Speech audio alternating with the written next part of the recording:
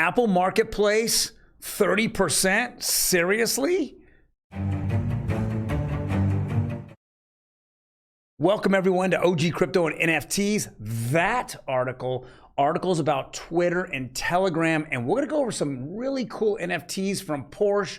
But again, the SEC has gotta jump in and try to be the big bully on the block. Another article that just is gonna shock you. But before we jump in all of that, my name is Troy, and every day we go over the latest news in digital assets and NFTs. Before we jump into it, please hit that like button. Boom, I would appreciate it. And then hit that subscribe button. We're growing this channel. If it kills me or not, we're gonna grow this channel. Me and Emi are my producer. And let's jump right into it. This is kind of ridiculous. We're just getting tired of this whole thing. It's simply what the artists hate about Apple app and Apple Marketplace is that they want 30% of the take just to put it on the app and then make people pay for it. So Apple tightens its rules on crypto and NFTs in its app store. And if we look at the third key point here, well, actually the second key point, it says apps can offer services to sell NFTs and sell services related to them so long as Apple's in-app purchases, right? So you can't take them off of Apple's app. Secondly, all this means that it sorts out the trading of NFTs must use Apple's controversial in-app payment mechanism. Apple takes and up to 30% cut in in-app payments.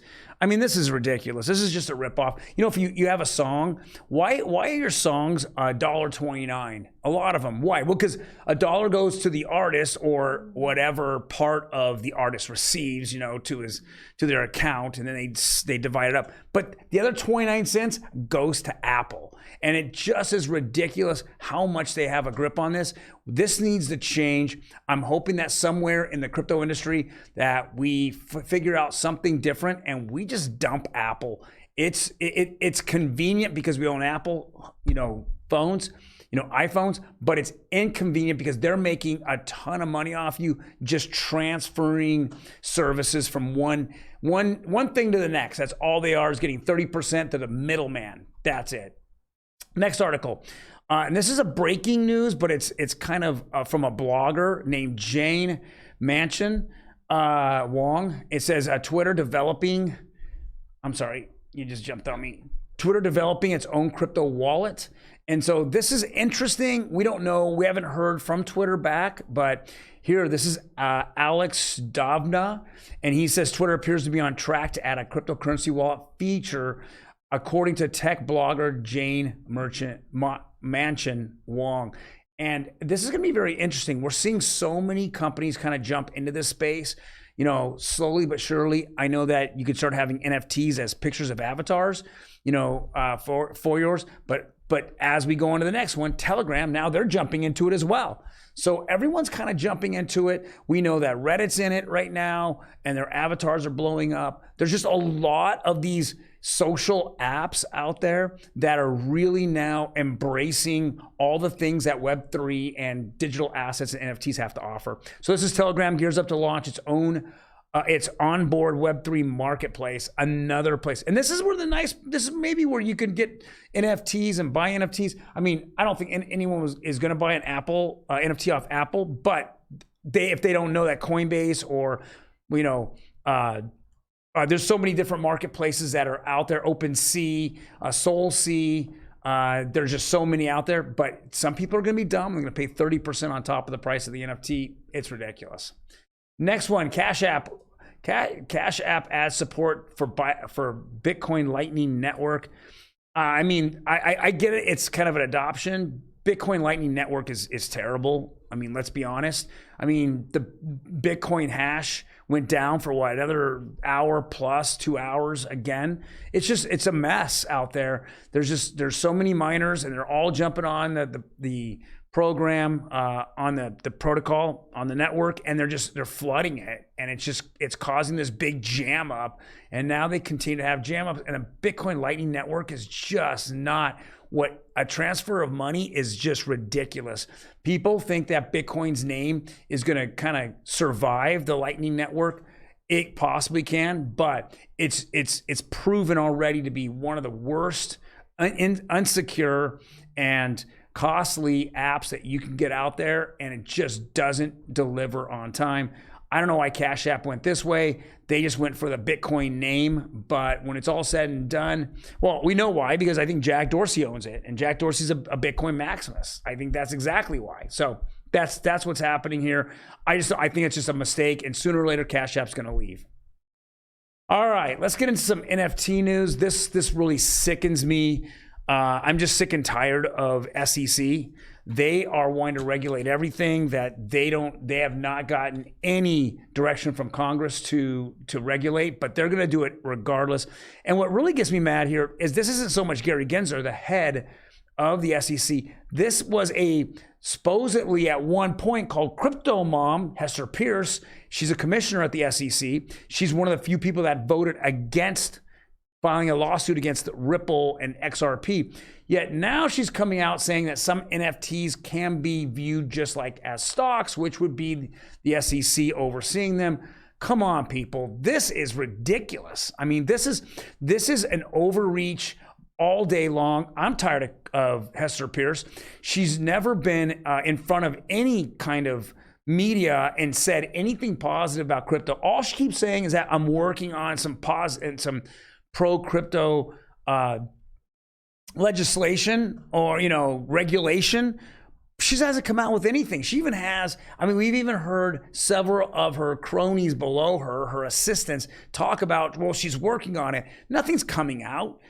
Come on, Hester, you've been there for years and years. You way date past Gary Gensler. You were out there with Hinman and all the Hinman garbage that he spewed out, and Jay Clayton, who was a complete nightmare bozo. And you're still sitting here and you still can't come out. And everyone in this space has been screaming for regulation. And now you're just going to go after every cash grab possible. Wow. Should we call you, Crypto Mom or Gary Gensler Mom, or I don't know, something. But this is just ridiculous to even think about. Let's go on the next one. Porsche NFTs. Now let me bring in our producer, Emi, on this. Hey, Emi, how are you doing? I am good. How are you? I'm doing fantastic. So you drive a Porsche, not with green, wheels here, but what do you think of Porsche NFT? I think this is cool. We did a while ago report on Lamborghini also doing an NFT in Web3 space, so I think it's very interesting. Who did Lamborghini do it with? XR on the XRP ledger. Oh, you're right. That's correct. I forgot about that detail. Right. So I think it's very interesting that now we see Porsche offering something somewhat similar, but I think the way they're going about the structure of this is interesting because they're offering badges for racetrack attendance. So it looks like they're going to be rewarding a lot of in-person stuff. That's awesome. That's really interesting, right? Yeah. It's like a ticket. Like I got a ticket NFT that shows I was there and I watched this. Yeah. So it's almost like in video games when you unlock a badge, you know what I mean? But you're going to physically show up in person and unlock a badge. I think it's really interesting, this little concept they have. Yeah. And I'm glad that they're thinking outside the box because we've seen so many of these car manufacturers, alcohol makers, everyone's got an NFT. It seems like a grab for money more than anything else. But when you actually throw twists on it, or every bottle you scan, and if you get 10 of them, you get a specific NFT. Every 100, you get another type of, whatever that is. This is something that I think is very unique, and I think that this is what people in the future are going to demand. Yeah, so it seems like a lot of these really big companies are following into the NFT and Web3 space, and I think when they have unique use cases like you're talking about, or maybe even just unique ways that they go about interacting with the audience that they're building in that space, that's what's really going to set them apart. Having a really neat looking NFT is only going to be one aspect of how to do a successful Web3 project. Right. Wow. So this is very, very cool. I think that I hope to see this in the Grand Prix or the Indianapolis 500, something like that. You know what else I just realized? Porsche Design also has sunglasses. They have luxury sunglasses. I used to have a pair. They're amazing. They're amazing. They're really cool. All the Kardashians used to wear them. I know, guys. I'm dating myself. It was mid-2000s. But I wonder if they will jump into the luxury retail space since they also have those products. Right. You know, so it's very interesting the things that can And it happen can there. bring that back if the NFT space really embraces it. Sometimes it's like it brings back that 10 years later, 15 years later. Yeah. So I wouldn't be surprised to see that happen, or maybe they would bring back the Porsche design in a collaboration with some other brand that happens to be in Web3. Maybe that also becomes an NFT. I just think Porsche design jumping in, there's a lot of things that they can do because, you know, obviously they have high-end luxury cars, but they also offer high-end luxury goods. Got it. Very cool. All right. Let's move on here. So this is interesting. This is dropping today on Coinbase. Oh. It says New York Knicks drop New York Forever NFT series on Coinbase. Now, this is interesting. You know, obviously the New York Knicks, which the NBA basketball season just opened up its season probably about a week and a half ago. Okay. Now they're dropping their NFTs. I think they're trying to make some of their fans or their huge fan bases, probably millions of people, you know, aware of what's happening. Yeah, that would make sense because it seems like a lot of these companies are really focusing on specific timing of when they're dropping these things. So it's very cool when they are able to line up these events in the right way. Yeah. Because I feel like in today's day and age, your marketing team very strategic of when, where, how. Yeah. So that part also kind of fascinates me a little bit, noticing the timelines of when they're doing these. Yeah, this is. It looks like there's even collectibles in the respect that that's not so much an NFT. That's kind of a toy, right? It does look like a toy. So here it is, right here. It says Tuesday NFT's first ever NFT drop. So that's happening today. You know, so you're starting to see these things get out there. You know, more and more people are getting excited about it. Head over to Coinbase, see all the NFT collection itself. So, oh, there's a one of one. That's a one of one.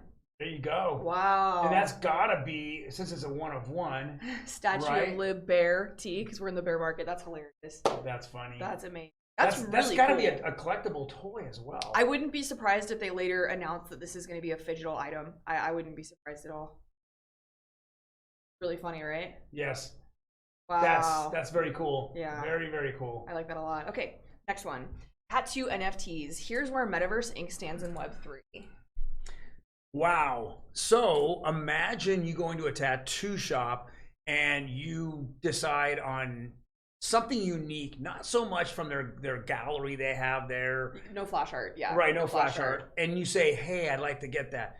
Well, how do I take that? I mean, obviously a piece of art on your arm, I have one on my arm or on your body is really cool. But you know, I think would be just as cool if I own that NFT. That would be kind of a one of one if I can mint it, right? Yeah, very much so. Right. And then somewhere down the road, if it was cool enough, I can actually turn around and probably, you know, get some residual income if other people wanted to have that same kind of tattoo. Definitely. And I can totally see certain celebrities who are very known for their tattoos. I would think someone like Travis Barker would do something like this possibly. I could see that transition well. I think this is a very unique concept because obviously people who are tattoo lovers are very much into their tattoos, and I could absolutely see this popping off for sure. Right. Yeah. In fact, it's just like when tattoos happened in the 60s, right? Where it was kind of a subculture for quite a while. Counterculture stuff, yeah. Right. And so it was, you know, underground, and these guys just kind of blew up, and then it slowly was being accepted, but it took decades to accept, and then it just exploded. Now it's completely mainstream. Like my mailman's hella tatted. He's got sleeves, like, you know, and I'm just like, saw dude, you know? Right. I remember, and I just had a quick funny story about 7-8 years ago. I had an employee, and she had just different tats all over her body, and she had made it a point. She wore a shirt saying, you know, hey, you know, hire a tatted lady. And she had said that several different of her jobs that she had gone out for, that she felt that she wasn't hired because of the tattoos. They were a little too radical for certain people or certain, you know, industries and spaces. Right, exactly. Makes sense, yeah. Right. Yeah. So I look back and I'm like, okay, that's crazy. Yeah. You know, that's crazy to think about. But today, I mean, it's just I do see people that get tattoos that are kind of cut and they'll have all the way down because they feel that if they show that, then either they won't get hired or they won't get respected as much. Well, there's certain parts of the world, like in Japan, where tattoos are still equated with gang ties, yakuza. So that's why some people will get, you know, the quarter, half, or 3/4 sleeve. Okay. Because you can cover it with sleeves and stuff. Because certain businesses still won't let you in. Wow. parts of the world. Yeah. Holy crap. Mm-hmm. So you're saying if I walked into certain businesses in Japan, I wouldn't? Like if you wanted to go to a hot spring, some might be like, no. Okay. Yeah. Because I have a tattoo. Because you have very visible. Very, very interesting. To them, it's very right, visible. Right. Yeah. Very interesting. Well, I really think that this is not going to be a subculture or counterculture. Yeah. I think this is going to be something that is going to actually highlight tattoos into a much bigger market, and people are going to be way more, whoever's not acceptance of it will be becoming way more accepting of it, because it will be looked at as art and not some defacing your body. Well, and also once something is monetized and starts making money, people who were naysayers are going to jump on board. Right. SEC with the NFTs and how they want to tax them and regulate them like stocks. So it's really interesting how once things start generating money, everybody wants to get their hand in the pot. Right, So it'll be interesting to see how this kind of unfolds in that regard as well. And I mean, we talked about this yesterday, and very interesting. Can you imagine going to a tattoo shop, come with your own design, or the artist looks at you, talks to you, and then comes up with a unique design. You have it, and then they offer the NFT with it for an additional $250. That would be so cool. And then it's an add-on, right? It would give a lot of tattoo artists an interesting opportunity, because let's say someone like Kat Von D or Ryan Ashley, those are some really big female tattoo artists that have a very unique style. What if someone like Ryan Ashley partnered with OpenSea? I'm telling you, that would be just bananas. Right. But Ryan Ashley, I want 10% if you do that. But this is crazy. I mean, people can make tens of thousands, millions of dollars. I don't know what it can be. Yeah. But there can be so much money that can be made off of this. Because I know a lot of topics when we're looking at web3 NFT news is how to make money as a digital artist. Right. And I hate to keep going back to this analogy, but Ryan Ashley actually just made it's like a plush doll that has her tattoos on it. And I'm like, man, if she took that and made it into an NFT, we'll pay him. It's crazy. I mean, we even kind of laughed off a couple weeks ago when we saw NFTs in the adult entertainment industry, where it keeps coming back in my mind about that one where like the girl's making $1 zillion off her feet. So Troy is referencing what is her name? She's a UFC fighter, Felice Herrig. Felice Herrig is on OnlyFans, and she made $100,000 selling feet pictures last year. Like what? Okay, but just feet pictures. Right. Now take those and make them the NFTs.